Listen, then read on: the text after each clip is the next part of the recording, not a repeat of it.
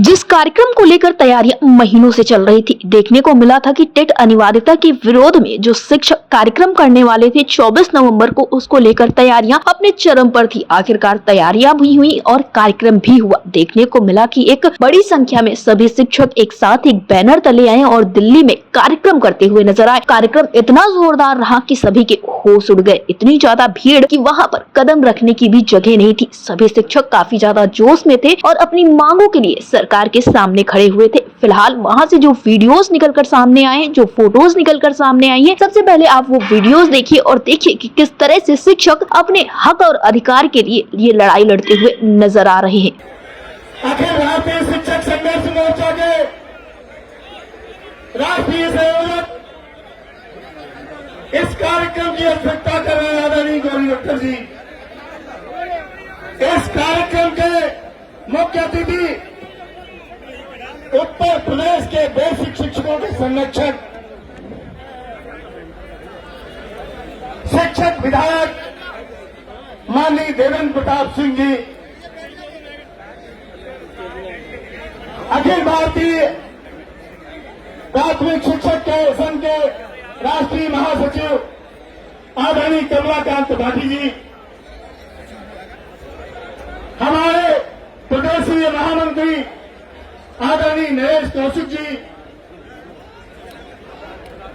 मंच पर विराजमान सभी सम्मानित राज्य तथा राष्ट्रीय स्तर के पदाधिकारीगण, मंच के सम्मुख बैठे हुए और हजारों की संख्या में एकत्र इस देश के सभी सम्मानित शिक्षक साथियों, शिक्षिका बहनों, पत्रकार बंधुओं और सुरक्षा में लगे हुए सभी सम्मानित सुरक्षागण साथियों, आज आप सब लोग जान रहे हो, समझ रहे हो कि 1 सितंबर का जो काला आदेश आया है, उससे इस देश भर के 28 लाख बेसिक शिक्षक कर्मचारी शिक्षकों का नौकरी पर खतरा आ गया है।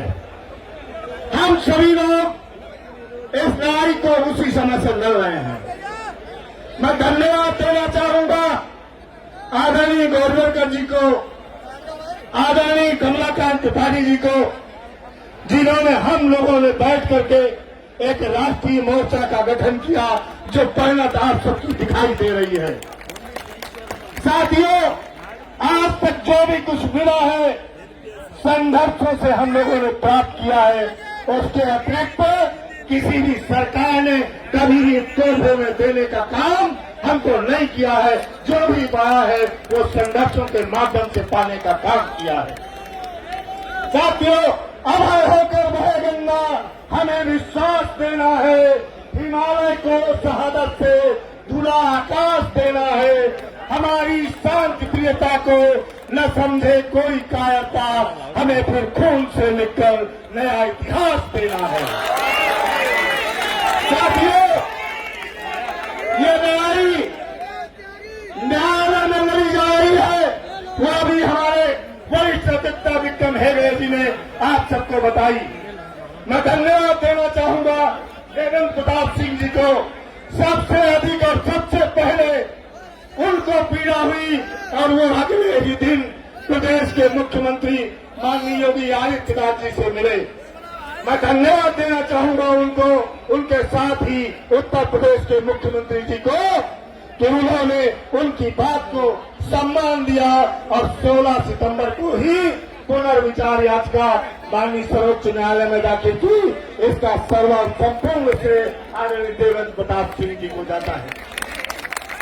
साथियों, इस लड़ाई को हम आप लोगों ने आज सड़क से शुरुआत की है, जनपदों में कर रहे थे, वहां करके देख लिया है, आज जंतर मंतर पर एकत्र हुए हैं। मैं यहां पर उपस्थित प्रशासन को बताना चाहता हूं कि ये एक सांकेतिक धरना है, ये सरकार से अनुरोध करने का धरना है। माननीय शिक्षा मंत्री जी से अनुरोध करने के लिए हम सब आए हैं, माननीय प्रधानमंत्री जी से अनुरोध करने के लिए आए हैं कि जो देश के 28 लाख शिक्षक कर्मचारियों की नौकरी जा रही है, उनके परिवार बेघर हो रहे हैं, उनको उस दर्द को समझने का काम कीजिए, उनको टीटी से मुक्त दिलाइए। तभी इस देश की शिक्षा व्यवस्था, जिसे आप प्राथमिक शिक्षा को रीढ़ समझते हैं, तभी ये रीढ़ आगे सक्सेस हो पाएगी।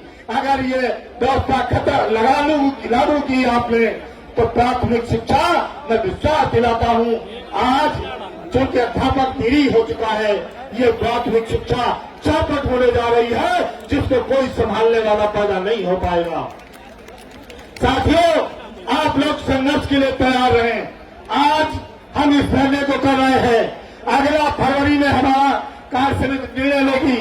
हमारे जो उत्तर प्रदेश के घटक संगठन है, सारे घटक संगठन और राष्ट्रीय स्तर के संगठन आगे जो निर्णय लेंगे, फरवरी में एक बहुत बड़ा आंदोलन हम लोग रामलीला मैदान में करेंगे, अगर सरकार नहीं भाई बात को मानती है। और उस रामलीला मैदान के माध्यम से हम सरकार को ये बताना चाहेंगे कि शिक्षकों की लड़ाई, शिक्षकों से लड़ना उचित नहीं है सरकारों के लिए। आज सत्ता घरों में है, आज सत्ता को नशा हो गया है। मैं उनसे कहना चाहता हूं कि सत्ता का नशा सब सुनने की आदत छोड़ देता है। हया और शर्म आंखों की सियासत बेच देती है। निकम्मे पल की बेशर्मी अगर आंखों पे आ जाए, तो औलाद पुरखों की विरासत बेच देती है। इस विरासत को बचा लीजिए, इस विरासत को मत जाने दीजिए। मैं आप सबसे अनुरोध करना चाहता हूं कि आप लोग आगे वाले संघर्ष के लिए तैयार रहिए। समय में घात खाता है, उसी का मान होता है। छिपा उस वेदना में अमर बलिदान होता है। सृजन में खाता जो चोटें छेनी और हथौड़ी की, वही पाषाण मंदिर में वही भगवान होता है। मित्रों, इन्हीं शब्दों के साथ मैं आप सबका आह्वान करते हुए अपनी बारी को विराम देना चाहूंगा और आगे की संघर्ष के लिए मैं आपसे कहना चाहूंगा कि मिमियाना बंद करो, भाषा बोलो फौलादों की, अखान खींच लो आस्तीन में छुपी हुई औलादों की। अखान अगर ये हो जाती है तो भूल सुधारी जाती है, और कुत्ता पागल हो जाए तो गोली मारी जाती है।